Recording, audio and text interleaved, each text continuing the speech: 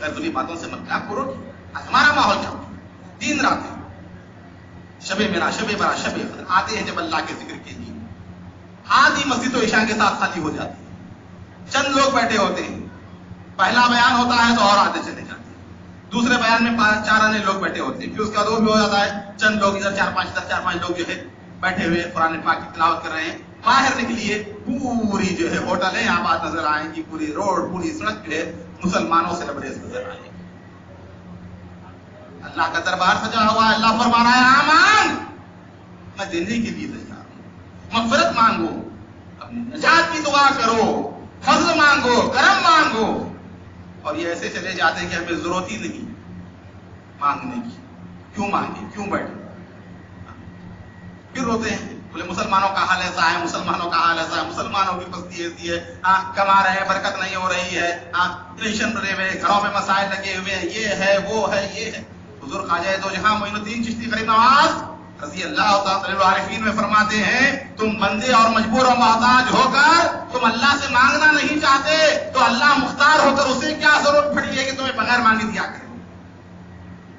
مجبور ہے, ضرورت مند ہے, حاجت مند ہے, اس کے باوجود بھی ہم مانگنا نہیں چاہتے, ہم دعا کرنا نہیں چاہتے, ہم توبہ و استغفار نہیں چاہتے. وہ تو مالک و مختار ہے, وہ تو کہہ رہا ہے آ کر لو, اس کے باوجود بھی آ کر نہیں لیتے اور چلے جاتے ہیں. تو اس کا قصور کس کا ہے؟ یہ ہماری بدبختی کا ہے.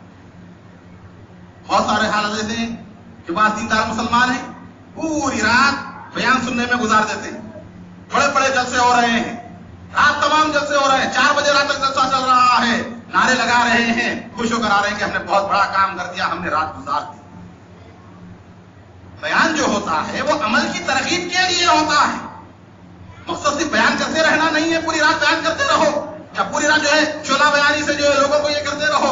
ترغیب ہو, اللہ کی طرف رجوع ہو, اور بیان وہی فائدہ مند ہے جس کو سننے کے بعد بندہ اللہ اور اس کے رسول کی طرف رجوع ہو, دنیا کو چھوڑ کر دین کی طرف آئے, تو وہ بیان فائدہ مند ہے. ارے وہ بیان جو مسجدوں سے ہٹا کر جو ہے چوراستوں پر بٹھا دے, وہ تقریر جو مسجدوں سے ہٹا کر جو ہے نکڑوں پر بٹھا دے, وہ جلسے جو بندوں کو مسجدیں خالی کرا کر جو ہے روڈوں کو آباد کرا رہے, کوئی فائدہ دینے والے نہیں. میں اپنا ذاتی نظریہ بول رہا ہوں, ہو سکتا ہے کسی کو اختلاف ہو, اس سے ہو سکتا ہے. میں جو کہہ رہا ہوں کہ اس سے ہر بات ہر شخص متفق ہونا ضروری نہیں ہے, لیکن جو ہے آج ہمارا ماحول جو بن چکا ہے کہ ہم کم از کم ان 3 راتوں کو غنیمت جان کر عبادت میں گزارے. کہنے کا مقصد یہ ہے گلی کوچوں میں کھڑے ہو کر شور شرابہ لہو لعاب, اس میں ہم خود اپنی مقدس راتوں کی بے حرمتی کر رہے ہیں. غیر مسلموں کا جیسا ماحول بنا ہوا ہے ویسی ہمارے مسلمان معاشرے کا حال ہو رہا ہے. ان کی راتیں جو ہوتی ہیں گزارنے کی, گاتے بجاتے کھاتے پیتے, یہی حال جو ہمارا بھی ہو رہا ہے. عبادت کے لیے ہے, ذکر کے لیے ہے, نہیں کر سکتے, مسجد میں بیٹھنا نہیں ہو سکتا, محلے والوں کو مت ستاؤ, جا کر سو جاؤ گھر میں. اس سے بہتر یہ کہ انسان جا کر سو جائے, نیند کرے, فجر کو اٹھ کے آ کر نماز پڑھ لے. لیکن یہ جاگ کر لوگوں کو تکلیف دینا, لوگوں کو جو پریشان کرنا, کھیل کود کرنا, لڑائی جھگڑے کرنا, اس سے راتوں کو برباد مت کرو. کوئی دوسرا کرے بڑا جلدی غصہ آ جاتا ہے ہمیں, ہم ہزاروں غلطیاں کرتے تو ہمیں احساس نہیں ہوتا. مشہور واقعہ ہے نا, ایک بڑے خان صاحب, ایک شخص جو ہے پیشاب کر رہا تھا غیر مسلم قبلے کی طرف, جا کر مار دیے اس کو. لیکن نادان معلوم نہیں یہ ہمارا قبلہ ہے, ہمارا کعبہ اس سمت ہے, اس کا احترام کر, اس کا ادب کر, اور پیشاب کر رہا ہے اس جانب, جا کر مار دی. اب انہیں پریشان ہو گیا, خاموش بیٹھ گیا, بولے بھائی معافی ہوتا رہتا ہوں, غلطی ہو گئی.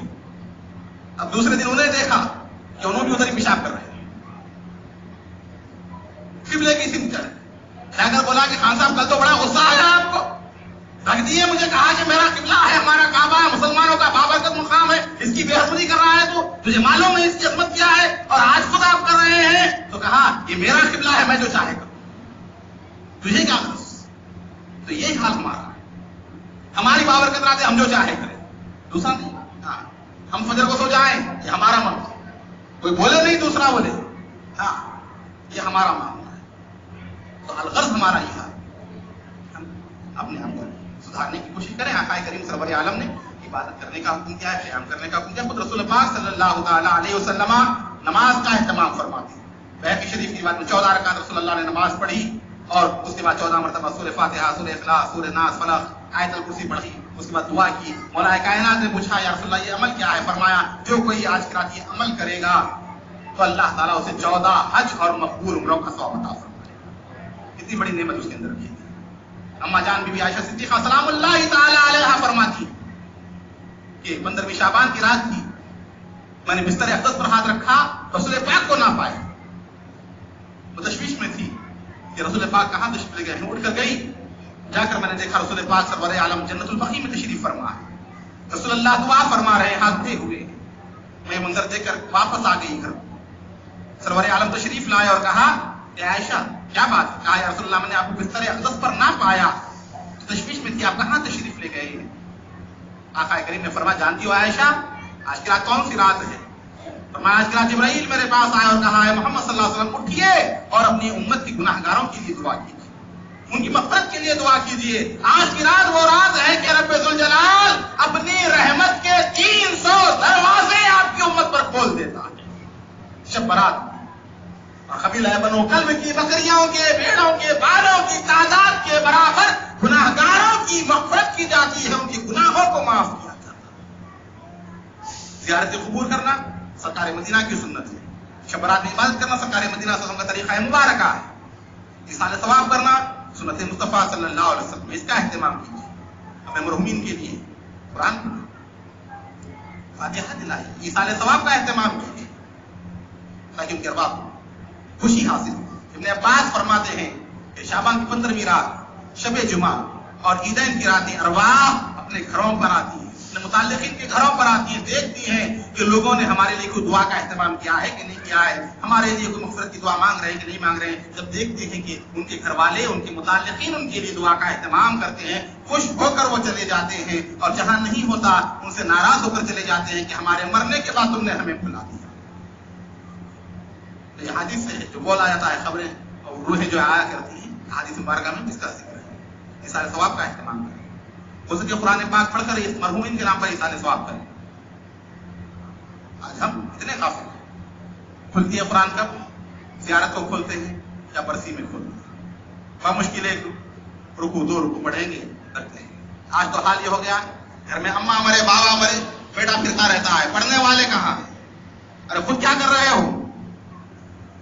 یہ تمہارے گھر میں متعلق تمہارے، پڑھنے کے لیے مدرسے کے بچے. یہ حال ہمارے مسلمان معاشرے کا.